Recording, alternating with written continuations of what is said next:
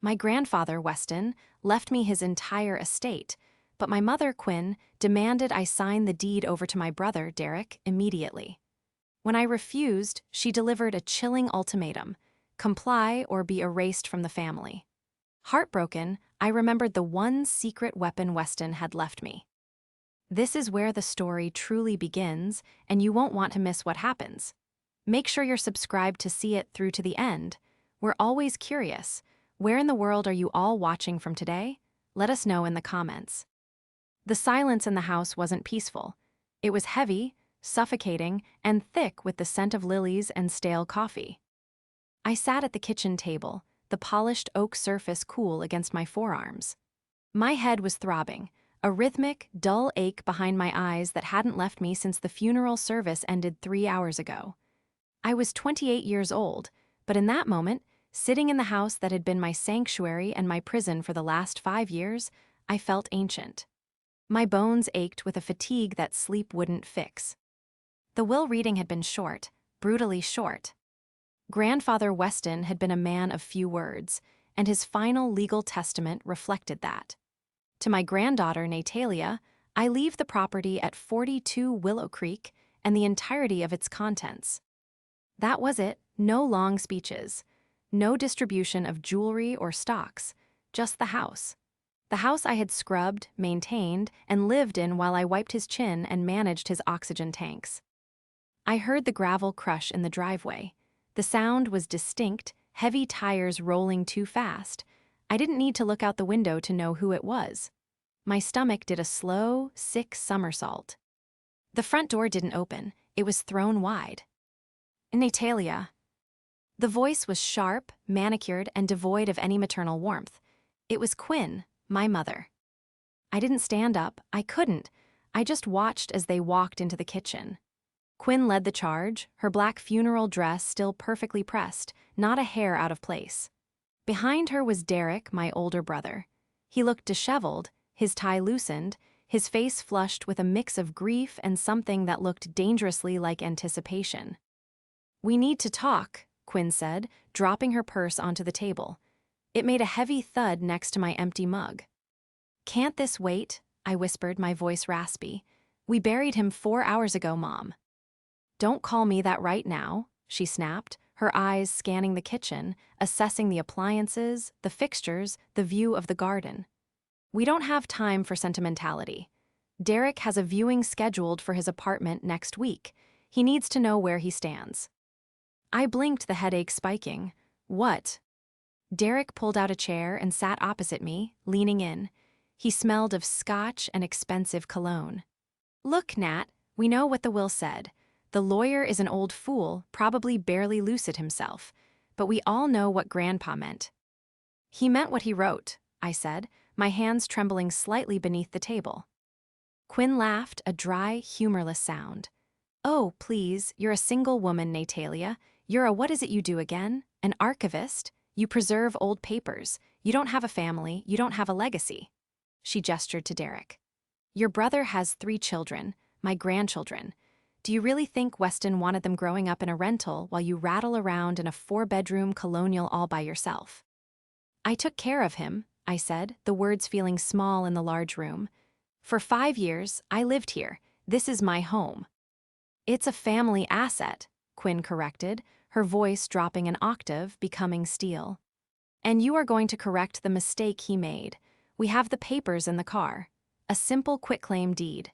You transfer the title to Derek. We'll give you 3 months to find a chaotic little apartment somewhere, maybe closer to that museum you love so much." I looked at Derek. He wasn't even looking at me.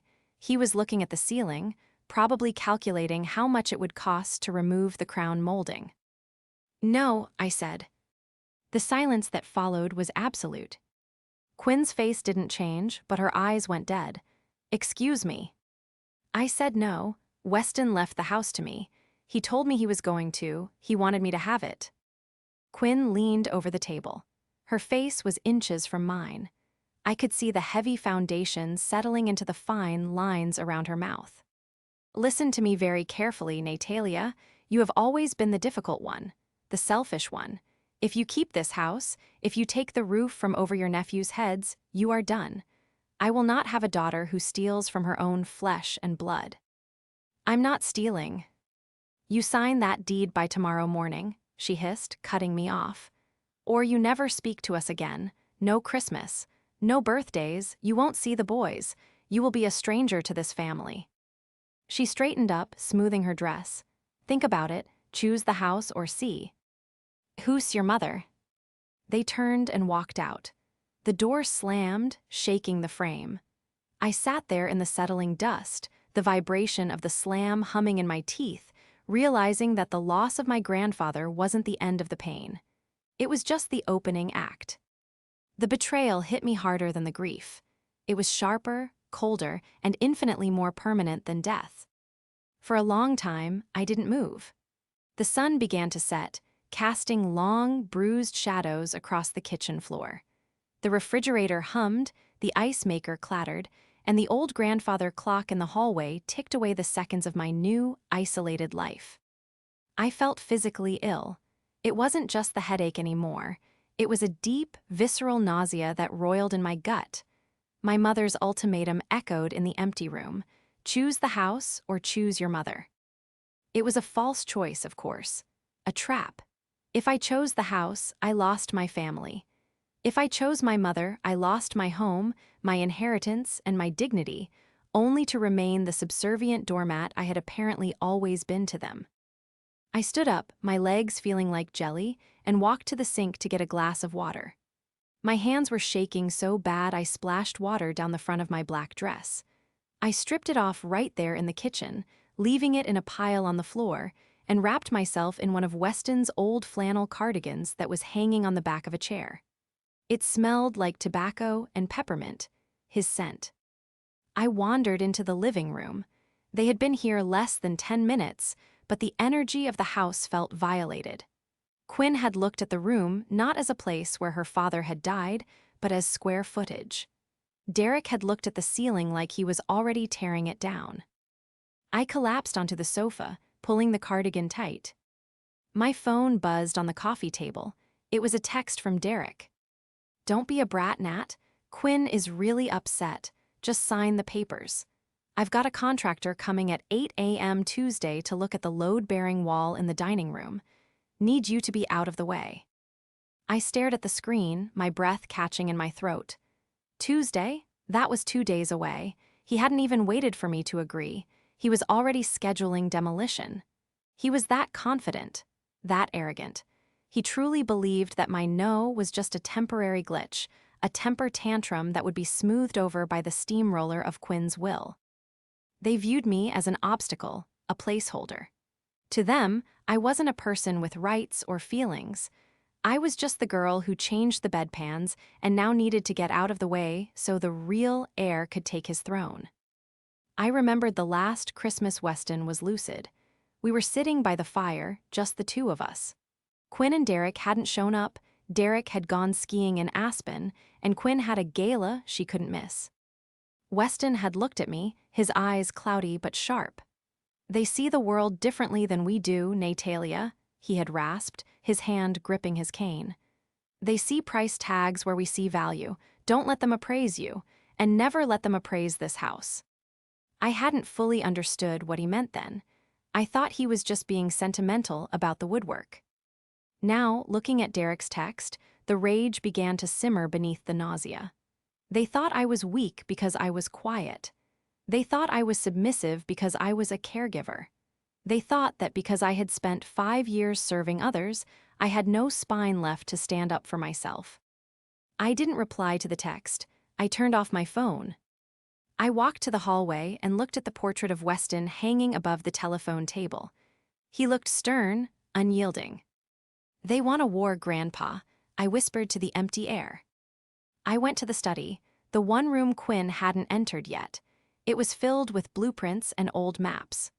Weston had been a surveyor in his youth, a man who understood boundaries, property lines, and the ironclad nature of legal descriptions. I sat at his massive mahogany desk. In the bottom drawer, hidden beneath a stack of National Geographic magazines from the 1980s, was a heavy, leather-bound folder. Weston had given it to me 3 days before he died. "Open this when the vultures circle," he had whispered, winking, and not a moment before. I placed my hand on the cool leather. Quinn and Derek had the aggression, the volume, and the entitlement. They had the threats. But they had forgotten one crucial thing about Weston. He never started a project without a blueprint, and he never left a job unfinished. To understand why the betrayal cut so deep, you have to understand the last 5 years. I didn't just live with my grandfather. I paused my entire life for him. At 23, I had just finished my master's degree in archival studies. I had a job offer at a prestigious museum in Chicago. I had a boyfriend. I had a plan. Then Weston had his first stroke. Quinn, my mother, was the first to suggest a home. A nice facility, she had. Called it while checking her reflection in the hospital window.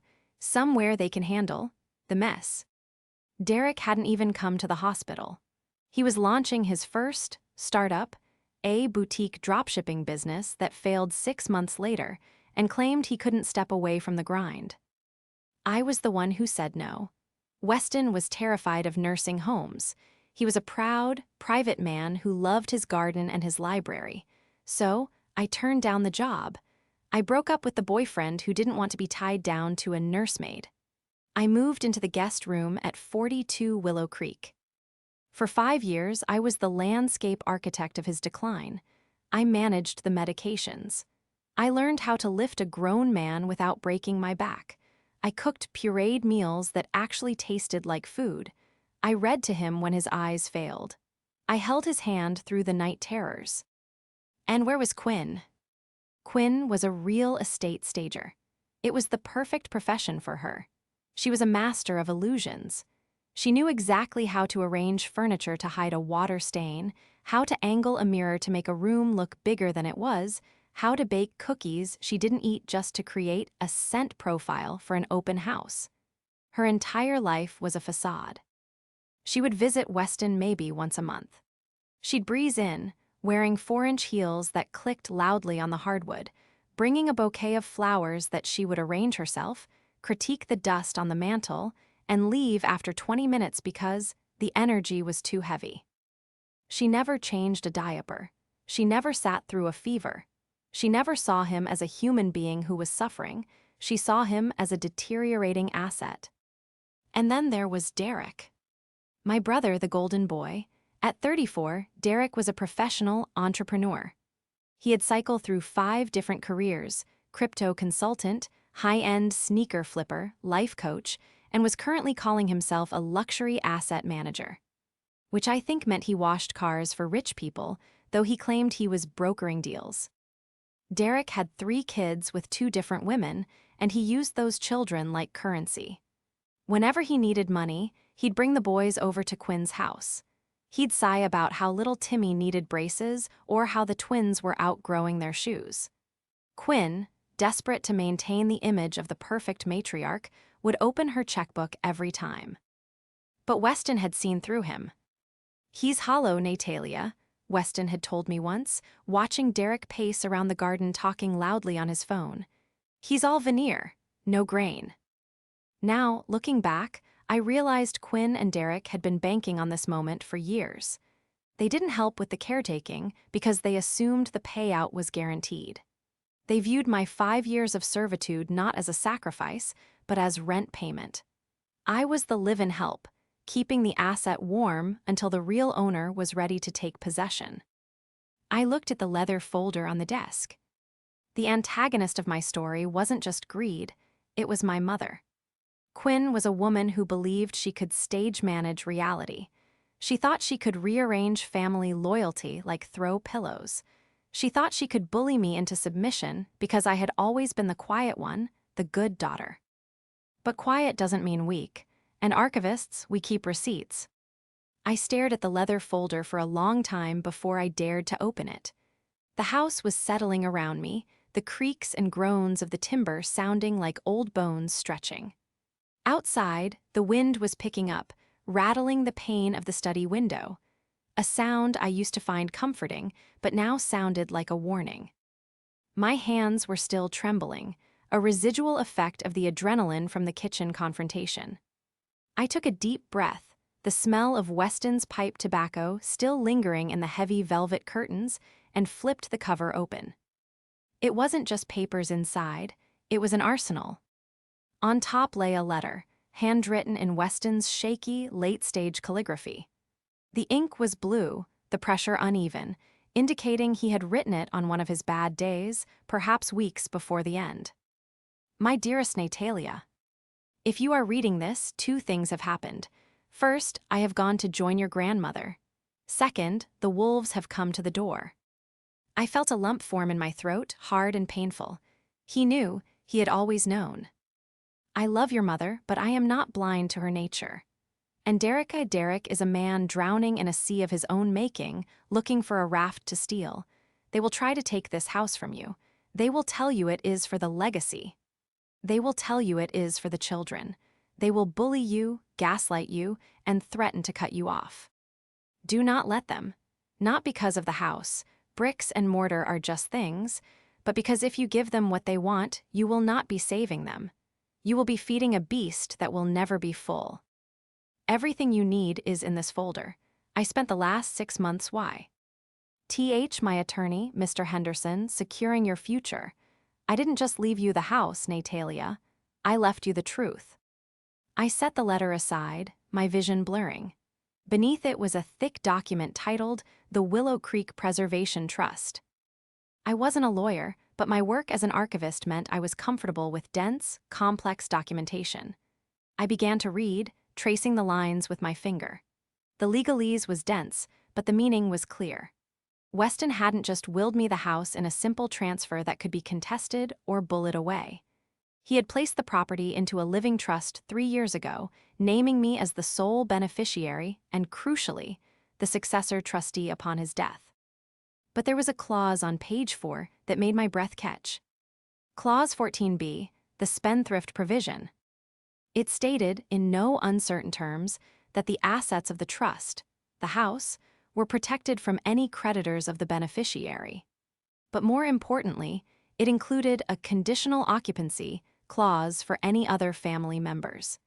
It explicitly stated that Derek and Quinn were barred from residing in or selling the property for a period of 10 years. Weston had locked them out from the grave.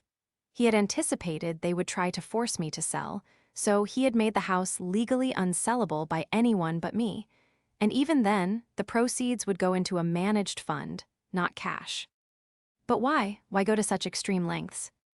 I dug deeper into the folder. Beneath the trust documents was a manila envelope labeled Due Diligence. Inside were printouts, financial records, public court dockets. I pulled out the first sheet. It was a credit report for Derek. The numbers were staggering. Credit card debt, $45,000. Personal loans, $80,000. A repossession order for a Range Rover dated 3 months ago. But the next document was worse. It was a lawsuit filing against Prestige Ventures LLC, Derek's latest shell company. He was being sued for breach of contract and fraud by 3 different investors. The total sought damages exceeded $200,000. I felt a chill run down my spine that had nothing to do with the drafty window. Derek wasn't just in a bad spot. He was catastrophic. He was drowning. Then I found the file on Quinn. My mother, the impeccable, perfect Quinn. The woman who judged my thrift store cardigans and my sensible shoes. There was a foreclosure notice on her investment property. A condo she claimed she was renting out for passive income.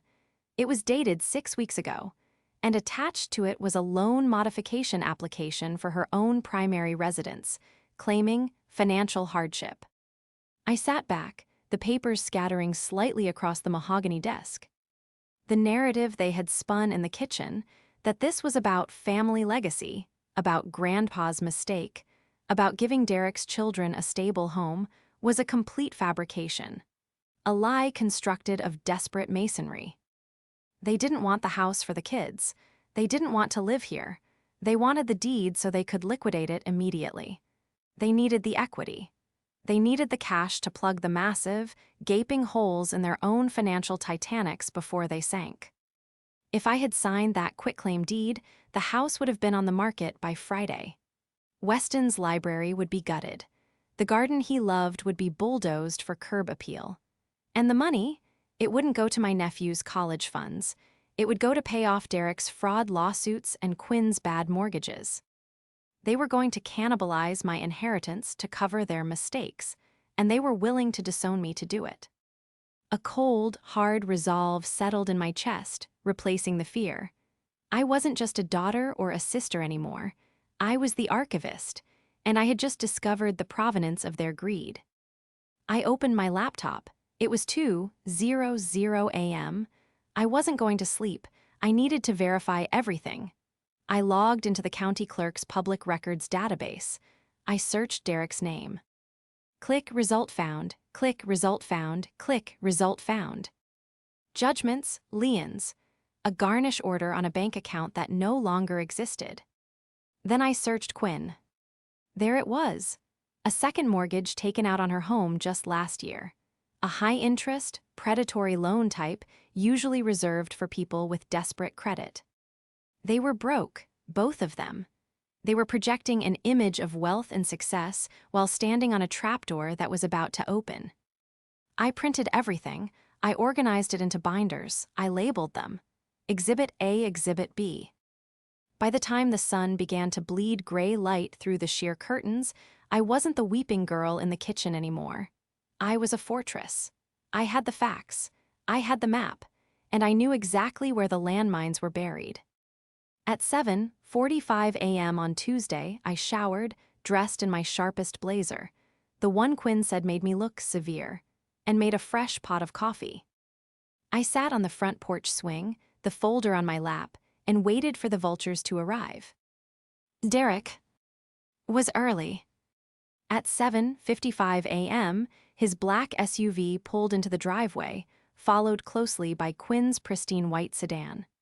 They parked aggressively, taking up the entire width of the turning circle, boxing in my small Honda Civic. It was a power move, a physical manifestation of their intent to dominate the space. I didn't stand up. I stayed on the porch swing, sipping my coffee, watching them over the rim of the mug. Derek got out first. He was wearing a suit, but he looked tired. The bags under his eyes were heavy, and there was a frantic energy in the way he slammed the car door.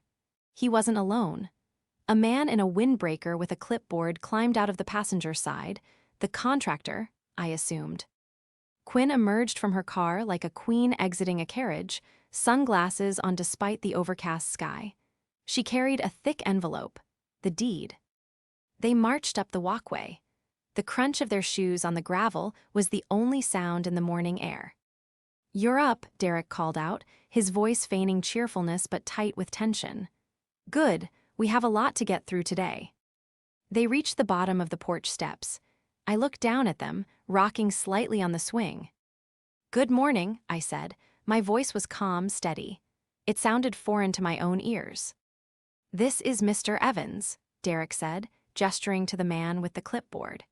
"He's going to check the foundation and the load-bearing walls. We need to know if we can open up the kitchen to the living room before we list. Before we settle in." The slip was subtle, but I caught it. Before we list. "Mr. Evans isn't coming inside," I said.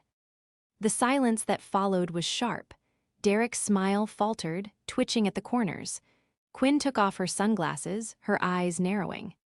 "Excuse me," Quinn said, her voice dropping that dangerous octave. "Natalia, we discussed this. We are not doing this again." "We didn't discuss anything," I replied. "You gave orders, I listened. Now I'm speaking. This is private property.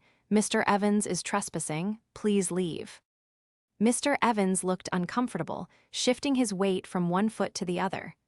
Mr. Sterling, you said you were the owner." "I am the owner," Derek snapped, his face flushing red.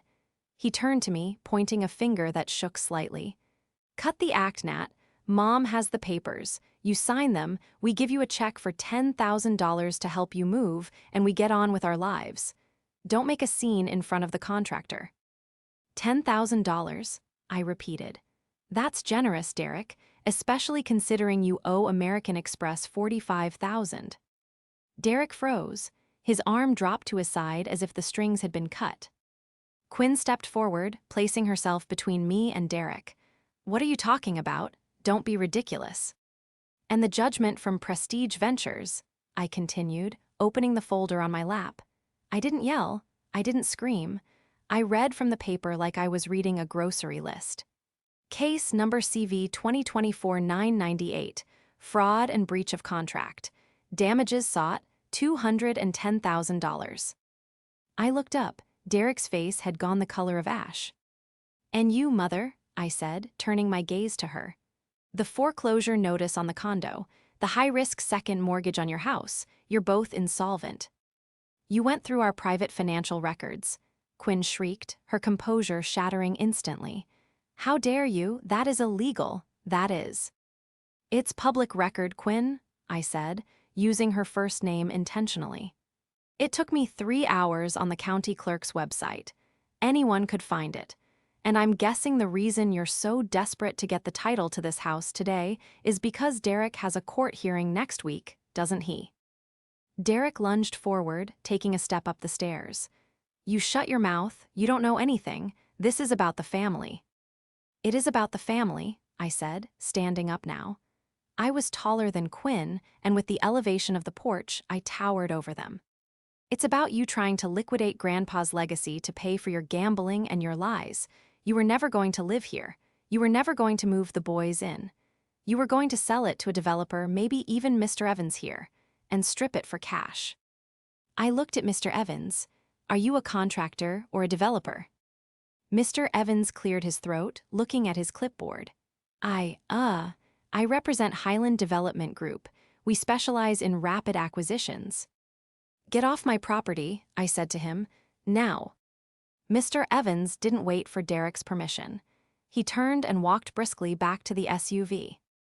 Derek looked like he was going to vomit, but Quinn went cold. The shock on her face hardened into something ugly, something reptilian. You think you're so smart, she hissed, her voice low and venomous. You think digging up some dirt changes anything? You are one person, Natalia. You are a nobody. We are your family. If you don't sign that house over, I will ruin you. Why? LL tell everyone, Aunt Margaret, the cousins, the church, that you manipulated a dying old man. That you forced him to change his will while he was medicated. We will sue you for undue influence. We will tie this house up in court for years until you bleed dry. Do it, I said, but before you do, you might want to know about the trust. What trust? Derek snapped. The Willow Creek Preservation Trust, I said, holding up the document. Weston put the house in a trust 3 years ago. I am the trustee, and there is a specific clause that says if any family member contests the validity of the trust or the will, they are automatically disinherited from any future distribution. And furthermore, I paused, letting the words hang in the air. The trust forbids the sale of the home for 10 years. You're lying, Quinn whispered. Read it, I said, tossing the photocopy down the stairs. It landed at her feet. Quinn snatched it up, her eyes scanning the pages frantically. Derek read over her shoulder. I watched the realization wash over them. They were trapped. They couldn't sell it. Even if they bullied me into resigning as trustee, the restrictions were baked into the deed. The asset was liquid-proof. You BTCH, Derek spat, looking up at me with pure hatred. You selfish, manipulative little BTCH. Get off my driveway, I said, sitting back down on the swing and picking up my coffee. Or I call the police. And I think, given your current legal standing, Derek, the last thing you want is police involvement. They didn't leave immediately.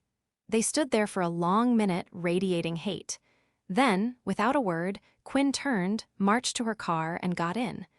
Derek followed, slamming his door so hard the SUV rocked. They peeled out of the driveway, gravel spraying onto the grass. I sat there, my heart hammering against my ribs like a trapped bird. I had won the battle. But as I watched their cars disappear around the bend, I knew the war had just begun. Quinn's threat about ruining me wasn't an idle one. She was a master of narrative, and she was about to spin a story that would turn the entire extended family against me. The silence after they left was short-lived. By noon, my phone began to blow up. Not calls from Quinn or Derek, they were too smart for that now. They knew I was documenting things.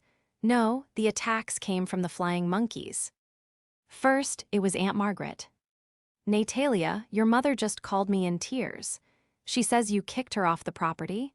After she just buried her father, I knew you were stressed, but to be so cruel to your own mother when she's trying to help you manage the estate. Call her and apologize immediately." Then Cousin Bate. "Hey Nat, hearing some crazy stuff about you blocking Derek from the house. You know he promised those rooms to the twins, right? Don't be the evil aunt. Just let them have the house, you don't need all that space." Then, a darker message from an unknown number.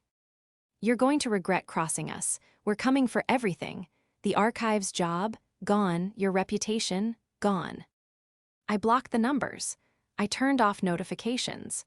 But the anxiety was a living thing, crawling under my skin. I felt isolated. Quinn was painting a masterpiece of a lie. Natalia, the unstable, greedy daughter, taking advantage of a senile old man to steal the family home from her struggling brother and his innocent children. It was a good story. People love a villain, and Quinn knew exactly how to cast me as one. I needed help. I couldn't fight this on an island. I called Mr. Henderson, Weston's attorney. He answered on the second ring. "I expected to hear from you, Natalia," his gruff voice said. "Your mother called my office an hour ago. She was unpleasant." "She threatened to sue for undue influence," I said, pacing the living room. "She's telling the family I manipulated him." "Let her talk," Henderson said calmly. "We have the video." I stopped pacing. "Video." "Weston insisted on it," Henderson explained. "When we signed the final trust documents, we recorded the session. We have him on tape, clear as day, explaining exactly why he was leaving the house to you and why he was excluding them. He explicitly mentions Derek's gambling and Quinn's spending. He calls them, and I quote, financial vampires. It's admissible. If they file a suit, we play the tape. It will destroy them in court." "Why didn't you tell me?" "Weston wanted you to find your own strength first," Henderson said gently. He said, "Give her the sword, but let her learn to swing it before you give her the shield." I felt a fresh wave of tears, but I blinked them back. "Okay, so we're safe legally." "Legally, yes, but socially. That's a different court, Natalia, and I can't help you there." He was right. The law was on my side, but Quinn was winning the court of public opinion. I needed something that would break her hold on the family narrative. I needed to prove to Aunt Marg, Errett, and everyone else that this wasn't about me being greedy. It was about Quinn and Derek being frauds. I went back to the paperwork. I had the debts. I had the lawsuits, but I needed the connection. I needed to prove they had conspired to sell the house before Weston was even dead. I remembered Derek's contractor, Mr. Evans from Highland Development Group. I went online and searched for the company. It was a legitimate firm. I navigated to their current projects page. Nothing. I went to upcoming acquisitions. And there it was. A PDF brochure labeled Proposed Redevelopment, the Willow Creek Estates. I clicked it, my heart stopped. It was a proposal to demolish 42 Willow Creek, my grandfather's house, and 2 neighboring lots to build a complex of 6 luxury townhomes. The proposal was dated 3 months ago. 3 months ago, Weston was still alive. I scrolled down. The proposal included a signed letter of intent to sell, contingent upon title transfer. The signature at the bottom wasn't mine. It was Brenda Quinn Sterling, executor pending. She had signed a deal to sell the house while her father was still breathing in the next room. She had presented herself as the executor, which she wasn't, and promised the land to a developer. But that wasn't the smoking gun. The smoking gun was the deposit.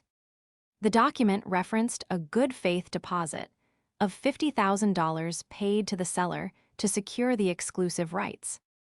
If Quinn and Derek had taken $50,000 from a developer for a house they didn't own and spent it, that wasn't just family drama, that was criminal fraud.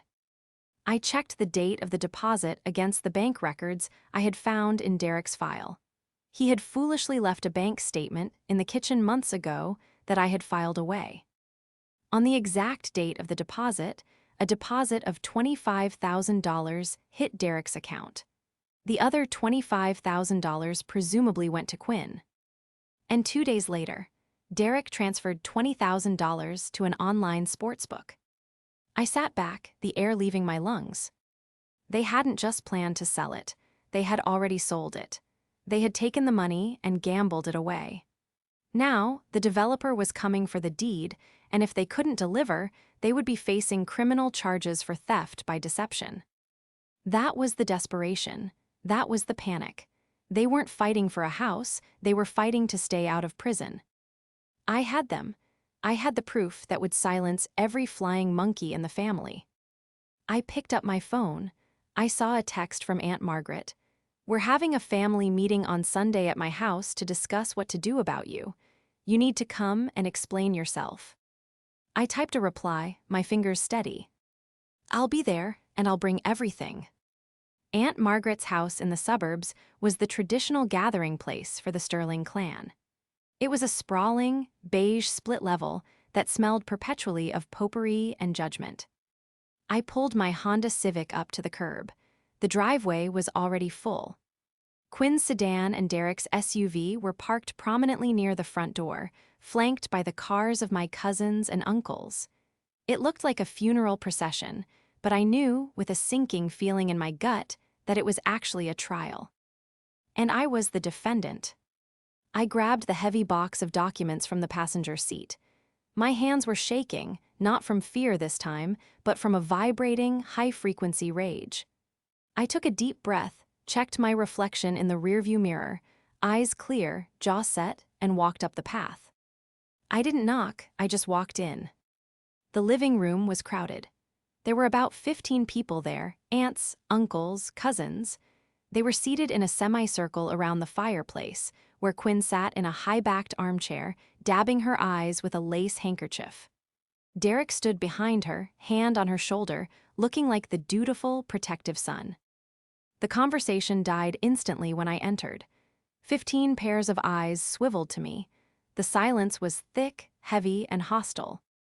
"You came," Aunt Margaret said, stepping forward. She was a stern woman with a soft heart that Quinn had weaponized. "We weren't sure you would show your face." "I have nothing to hide, Aunt Margaret," I said, my voice steady. I walked to the center of the room, placing the box on the coffee table. The thud it made was the only sound in the room. "Natalia," Quinn said, her voice trembling theatrically. "Please, just tell them the truth. Tell them how confused Dad was at the end. Tell them how you had him sign those papers when he didn't know what day it was. We can fix this. We can still be a family." It was a masterclass in manipulation. She was giving me an out. Admit to being a manipulator, give up the house, and be forgiven. "He wasn't confused, Mother," I said, looking her dead in the eye. "He was the clearest he had been in years." "Don't lie," Derek snapped, stepping out from behind the chair. "He was on morphine. You took advantage of a dying man to steal my children's inheritance." A murmur of agreement went through the room. Cousin Bate shook her head at me, looking disappointed. "Nat, seriously, the boys need that house. You're single, it's selfish." "Selfish," I repeated, tasting the word. "That's the narrative, isn't it?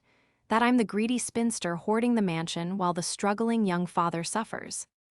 "That is the reality," Quinn sobbed. "No," I said, reaching into the box. "The reality is that Weston knew exactly who you were, and he knew exactly what you would do." I pulled out a laptop and a portable speaker. I set them up on the coffee table, ignoring Derek's scoff. "What is this?" Aunt Margaret asked.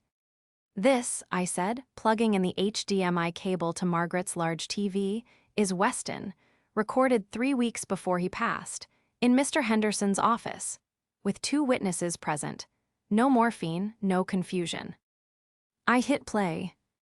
The screen flickered to life.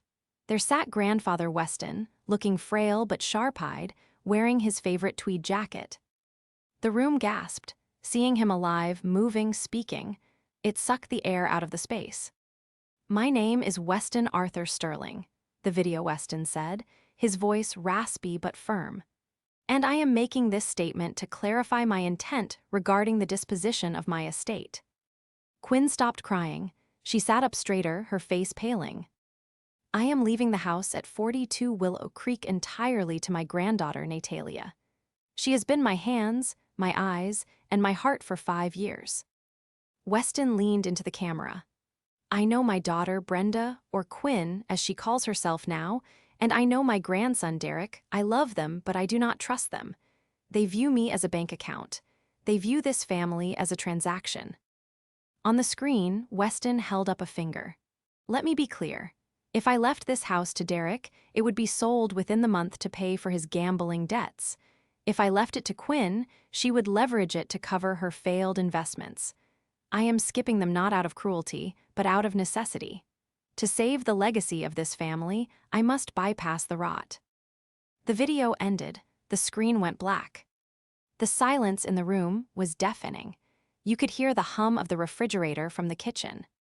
Aunt Margaret looked from the TV to Quinn, her mouth slightly open.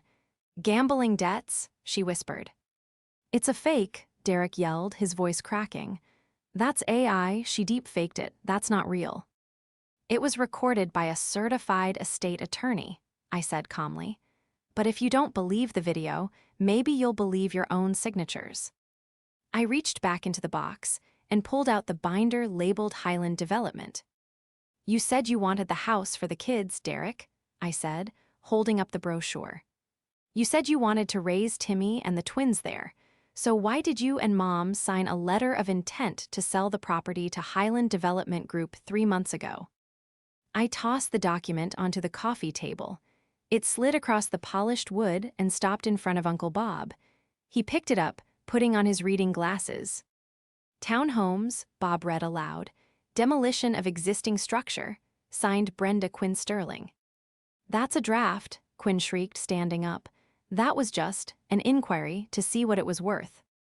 "An inquiry doesn't require a $50,000 deposit," I countered, pulling out the bank records. "Does it?"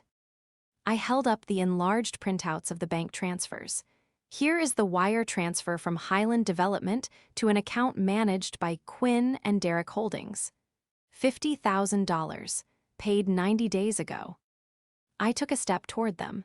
"And here is the transfer, 2 days later, from that account to BetMGM Sportsbook and Vegas Kings Online. $20,000. I turned to the rest of the room. They didn't want the house for the family. They had already sold it.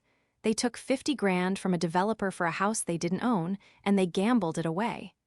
They needed me to sign that deed today because if they don't deliver the title by the end of the month, they are liable for criminal fraud. They aren't trying to save the legacy. They are trying to stay out of jail." The reaction was instantaneous and explosive. Aunt Margaret turned on Quinn with a ferocity I had never seen. "You sold Dad's house before he was even dead, and you gambled the money." "It wasn't like that," Quinn stammered, backing away. We were investing, it was a sure thing, we were going to pay it back." "You told me you needed money for Timmy's tuition," Cousin Bate yelled at Derek. "I lent you $2,000 last month. Did that go to a sports book too?" Derek looked like a trapped animal. He looked at the door, then at me. "You ruined everything," he hissed. "You jealous, miserable." "Enough," Uncle Bob stood up. He was a retired police officer, and his voice carried the weight of authority. "Derek, shut your mouth. Quinn, sit down." "No," Aunt Margaret said, her voice shaking with tears. "Get out, both of you, get out of my house." "Margaret, please," Quinn pleaded, reaching for her sister's hand. "Don't touch me," Margaret recoiled. "You dragged us all here to bully Natalia. You made us accomplices to your theft. You looked me in the eye and told me Dad was confused. The only confusion here was assuming you had a conscience." "Get out," Bates screamed. Derek didn't wait. He stormed out the front door. Quinn stood there for a moment, looking at the circle of family members who were now looking at her with pure disgust. Her mask had finally, completely slipped. She looked old, tired, and incredibly small. She looked at me one last time. There was no anger left, just a hollow, terrified realization of what she had lost. She turned and walked out the door. When the latch clicked shut, the energy in the room collapsed. Aunt Margaret sank onto the sofa and buried her face in her hands. I stood there, the binder still in my hand, feeling the adrenaline drain away, leaving me exhausted but lighter than I had felt in years. The fallout was swift, brutal, and entirely of their own making. Highland Development Group did not take kindly to being defrauded. When I sent them a certified letter informing them that the property was held in a trust and that the sellers had no legal standing to negotiate a deal, they pulled the plug immediately. Since Quinn and Derek had already spent the $50,000 deposit, they couldn't pay it back. Highland filed criminal charges for theft by deception and civil suits for damages. Derek's house of cards collapsed first. The fraud investigation triggered an audit of his other businesses. He was indicted on 3 counts of wire fraud 2 months later. His ex-wives, finally seeing the truth of his finances, garnished what little wages he could earn. He ended up moving into a basement apartment 3 towns over, working at a car rental agency. I heard through the grapevine that he blames me for everything, telling anyone who will listen that his sister stole his empire. No one listens. Quinn fared no better. To pay back Highland and avoid jail time, she had to liquidate everything. She sold her condo. She sold her car. She cashed out her meager retirement. She avoided prison, but she lost her status, which to Quinn was a fate worse than death. She moved into a small, 1-bedroom apartment in a complex she used to make fun of. She sends me letters sometimes, long, rambling notes oscillating between begging for money and blaming me for her humiliation. I archive them, I don't read them. The reconciliation I found wasn't with them. It was with the rest of the family and with the house itself. A week after the showdown, Aunt Margaret came to Willow Creek.